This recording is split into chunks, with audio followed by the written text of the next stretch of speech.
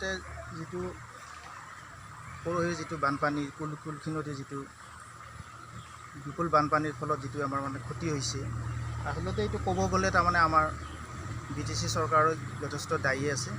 কাৰণ 2004তে যিটো বানপানী হৈছিল, সেই বানপানীৰ সময়তে সেই মাথাউৰিটো মোটামুটি 2 ফুট মানহে বহলকৈ আছিল।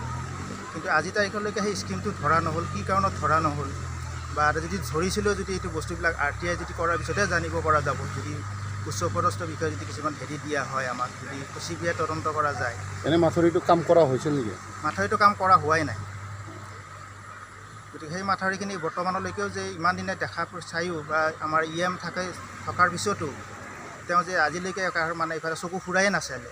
এই 17 বছৰ তেওঁলোকে যিটো মডেল BTC বুলি কৈ আছিলে, তাৰ পৰিণতি ৰাইজে আজি ভুগিবলগীয়া হৈছে। এতিয়া আমাৰ মাজত মঙলদৈ সমষ্টিৰ MP আছে, বৰ্তমান MLA আছে, এওঁলোকে খবৰ ল'ব আহিছে না নাই? এনে চাব বৰ্তমানলৈকে আমাৰ ইয়াতলৈকে আহি পোৱা নাই। হয়তো যদি অন্য ঠাইত আহিছে মই নাজানো, কিন্তু বৰ্তমান আমাৰ এইখিনি ক্ষতিগ্ৰস্ত অঞ্চলখিনিত বৰ্তমানে অহা নাই। আমাৰ যিটো চৰকাৰ চলিত এতিয়া BJP চৰকাৰে আছে, আৰু আমাৰ যিটো BPFৰটো কাৰ্যকাল শেষেই হৈছে। গতিকে মই BJP চৰকাৰকে অনুৰোধ জনাওঁ বা আমাৰ মঙলদৈ সমষ্টিৰ 8 নং মঙলদৈ লোকসভা সমষ্টিৰ মঙলদৈ দিলীপ শইকীয়াদেৱকো মই জনাওঁ যে তেওঁ মানে আমাৰ ইয়াতে সহায় সহযোগিতা কিছু কৰি মানে মাথাউৰিটো বান্ধাৰ ব্যৱস্থাখিনি কৰি দিয়ে, যাতে আমি ইয়াতে হেৰি পৰা শান্তিৰে জীয়াই থাকিব পাৰোঁ।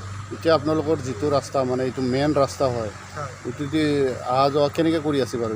এতিয়া আমি ইয়াতে যোৱাৰ আমাৰ টংলালৈকে যোৱাৰ আমাৰ এতিয়া কানেকশ্যনে নাই এইখিনি ভাঙাৰ কাৰণে। আমাৰ এতিয়া বৰ্তমান খোজকাঢ়িহে যাব লগা হৈছে। এতিয়া টংলালৈকে গ'লে এতিয়া মেডিকেলৰ গাড়ী এখন আহিব লগা হ'লেও আমাৰ ইয়াতে সম্ভৱ নহয় যে মেডিকেলৰ গাড়ী এখন আহি বেমাৰী এজনে আমি লৈ যাম টংলালৈকে বা কলাইগাঁও বা